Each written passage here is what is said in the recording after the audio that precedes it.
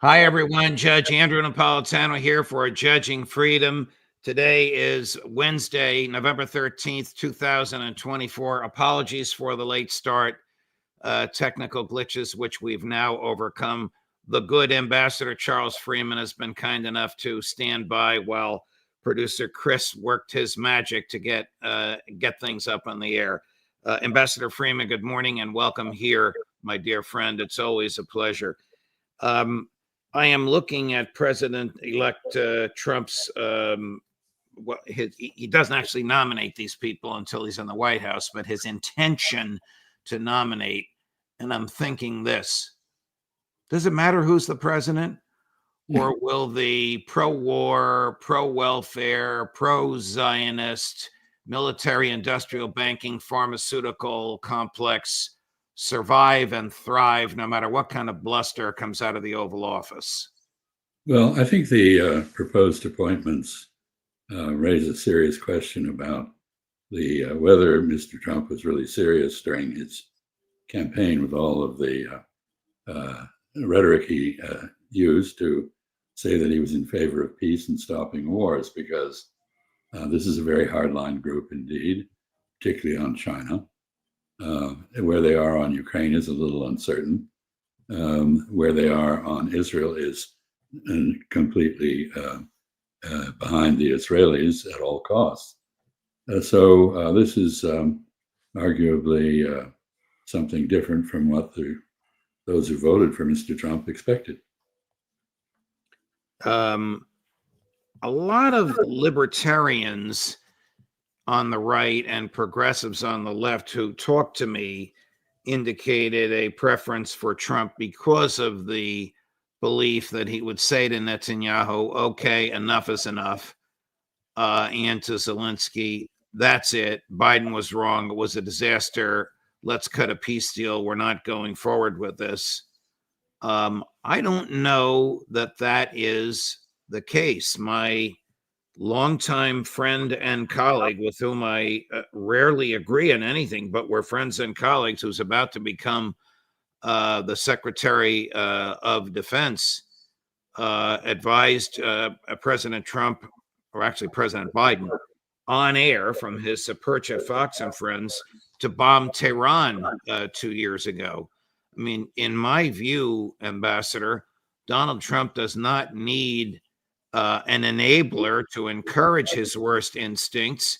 He needs somebody like Doug McGregor to dial those instincts back and remind him of the natural and probable consequences of the execution of those instincts. Do you agree?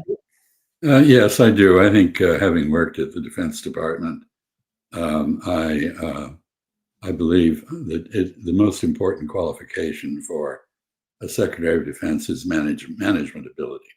Leadership of the largest organization of its kind in the world. An organization, by the way, that is notorious for waste, fraud, and mismanagement.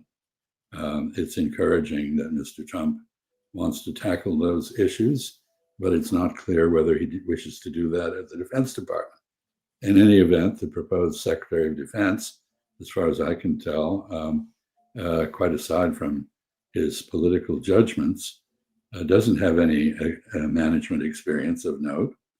And I don't know that he has led any large group of people. So the Defense Department is basically intended to deliver violence in support of policies set by the president. And the chain of command runs to the president from the military. The Secretary of Defense is a policy advisor, and he's the manager of the department. So I think this appointment raises, again, some questions about the qualifications of those coming into office. Some people have weighed in already in no uncertain terms. Chris will put up a full screen. I mean, this person chooses, you can see what it says, who the F-U-C-K is this guy. Defense World reacts to Trump's surprise Pentagon pick. Hegseth is undoubtedly the least qualified nominee for SecDef in American history and the most overtly political. Brace yourself, America. This guy does identify himself, Paul Rykoff, who's the head of Independent Veterans of America. Everybody's going to be weighing in on this. It's interesting that veterans have weighed in first, and it's been negative. Look, you and I both know history. Sometimes the man makes the office. Sometimes the office makes the man. And a lot of things can happen and can change. But this does not seem to be the fulfillment of the promises that Donald Trump made.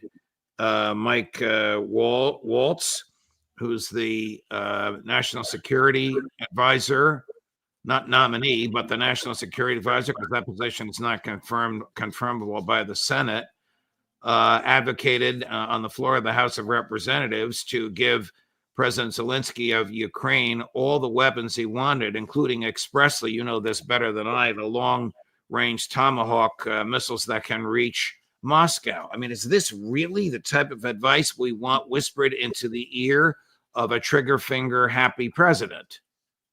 Well, I think there's a problem generally in our political elite, and it's exemplified in these proposed appointments. And that is, we greatly overestimate our own ability to influence events and change them.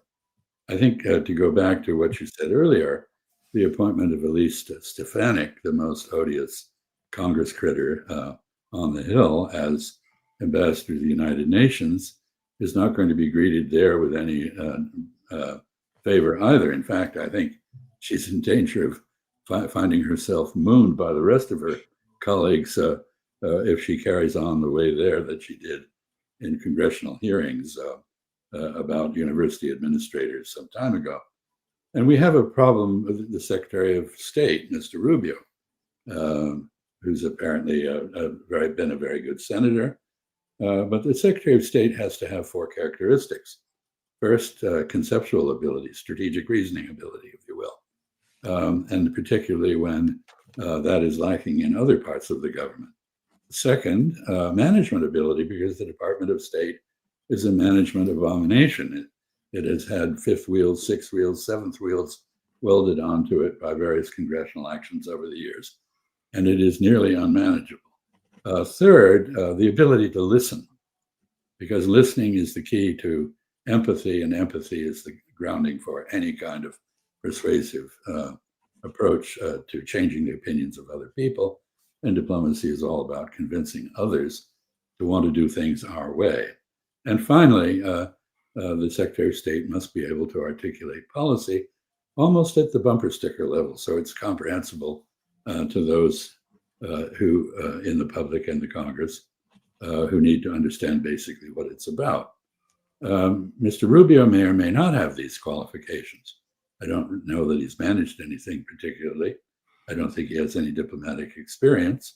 I'm not sure what his strategic reasoning capacity is. I don't know him. He may be an excellent listener. He's certainly an articulate politician. But I think somehow we're seeing a loyalty override expertise and competence as a criterion for appointing people. And I'm not even sure how loyal any of these people really are. If you go back to the 2016 campaign, I seem to recall that Mr. Rubio was not a fan of President Trump.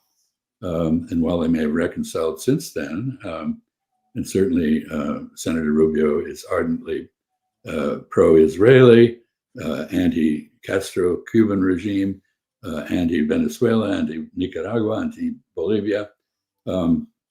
And he has a clear position on Iran, which is very belligerent. As you say, Mr. Trump makes up his own mind. He does so in a mercurial fashion.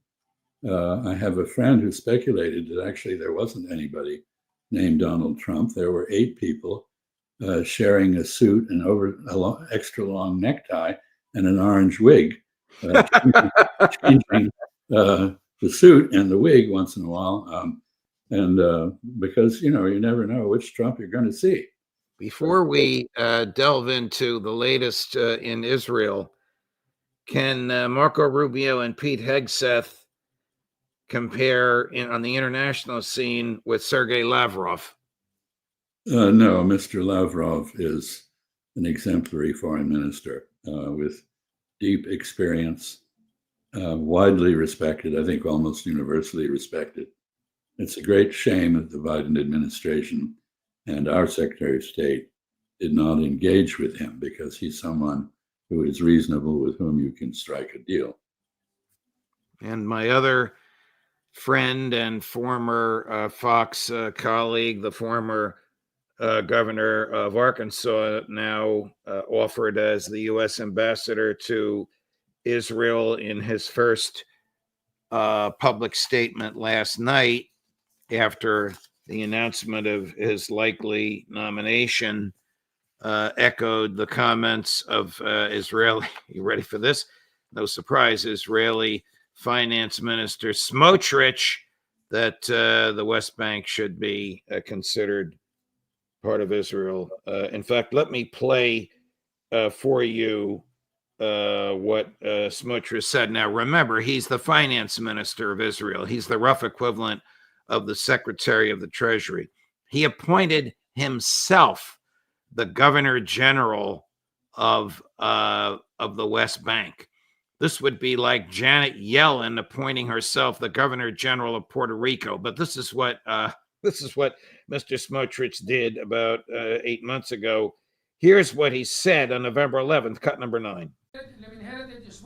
I have instructed the Settlement Division in the Ministry of Defense and the Civil Administration to begin professional and comprehensive work to prepare the necessary infrastructure for applying sovereignty. In his first term, President Trump led dramatic steps, including affirming the legality and legitimacy of settlements in Judea and Samaria. Alongside this, there were the Abraham Accords, peace for peace. Those accords, a set of agreements facilitated by Trump's first administration, saw Israel normalize relations with 4 Arab nations. We were on the verge of applying sovereignty over the settlements in Judea and Samaria, and now the time has come to do so. Well, that is never been a secret in terms of the religious Zionist agenda. Mr. Huckabee shares those views. He is a Christian Zionist. He is on record as favoring Israeli annexation of the remaining parts of Palestine. I don't know what his position on southern Lebanon is, but I suppose his biblical vision would embrace annexation of that as well. The one thing I can say about all this is that if you look at the United Nations, which is where the world has a chance to comment on these matters, you'll find that the United States is joined only by Israel in these views. And I think it's fair to say that what we are doing or about to do with Ms. Stefanik at the UN and Mr. Huckabee in Israel is going to separate us decisively from global opinion and greatly reduce our ability to influence events that are of much more direct concern to us, or should be, than the status of the West Bank. What is the status of Israel today, economically, culturally, politically, after a year of this war in which their goals to eradicate Hamas and safely return the hostages, to degrade Iran and to degrade Hezbollah, have not been met? What is the toll that has imposed on Israeli society, economically, politically, culturally, geographically, population-wise today? I'm sorry for the long-winded question. Please address it however you see fit, Ambassador. No, I think politically Israel has never been more divided. The ultra-Orthodox are upset about conscription, although there's been a compromise on that. The settlers in the north are displaced. The last poll of them showed that 60% of them don't intend to return because they feel insecure. Israelis generally feel insecure. The army reserves, when they're called up, often don't report for duty, out of fatigue, probably. The Over 64,000 small businesses in Israel have gone bankrupt during this war. The startups for which Israel was so famous have departed. There's not new investment coming in. We don't know how many Israelis have emigrated, but I'm seeing figures that are now as high as 1 million out of a rather small population. And so you see the hostage families, of course, have been shafted by Mr. Netanyahu. And while nobody has an alternative to Mr. Netanyahu, apparently, as a leader of Israel, there's a widespread sense that he's dragging the country into oblivion.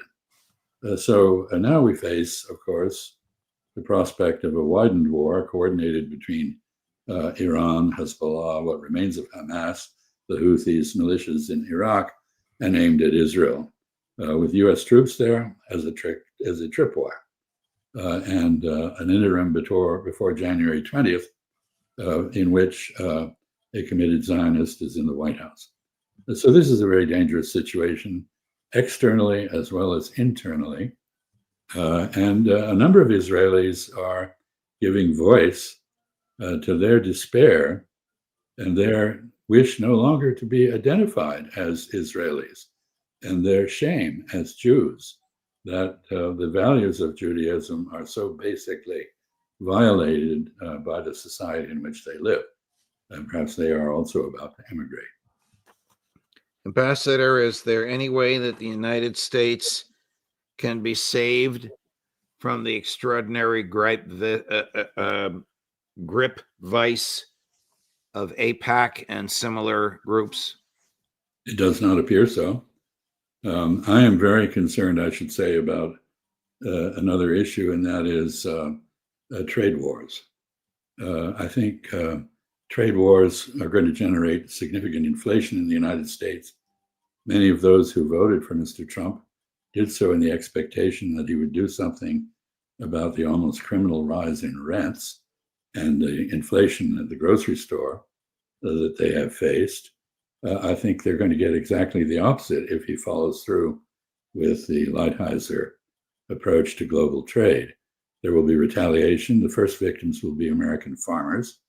Our agricultural exports will not, for which China is the largest customer, there will not be those exports. There will be retaliation. Pharmaceuticals, you mentioned, that will also get hit. Obviously, a great number of things that we make in our diminished but still important manufacturing sector depend on inputs from China, and the supply chain disruptions that the tariff war will create are mind-boggling. And I think, we saw some of this in the first term of Mr. Trump. It got overshadowed in the end by COVID. But I think we're now about to see it with a vengeance. Even if he implements his broad statements of policy pragmatically, this is going to be a time of stress. And the dollar will be hit. I know you like gold. You probably are going to be shown to be prescient. The dollar pegs of other currencies are likely to come unraveled as the dollar increases in value, and other countries necessarily devalue their currencies to cope with the tariff walls that we will be putting in place. So this is a concern that I have that goes to our basic power, influence, our ability to sustain our leadership internationally, such as it is at the moment. And I'm at least as worried about that as I am about the prospect of a war with China, which is real. Mr. Ambassador, I have to run. I apologize for the slightly abbreviated segment. I'm deeply grateful for your time. Chris took care of the gremlins in the system. And of course, I have other commitments to make, but thank you very much. I hope you'll come back with us again next week, Ambassador. I'll try to. Okay. Thank you. At 11 o'clock this morning, hopefully with no delay, Max Blumenthal. At 2:30 this afternoon, Phil Giraldi, Judge Napolitano for Judging Freedom.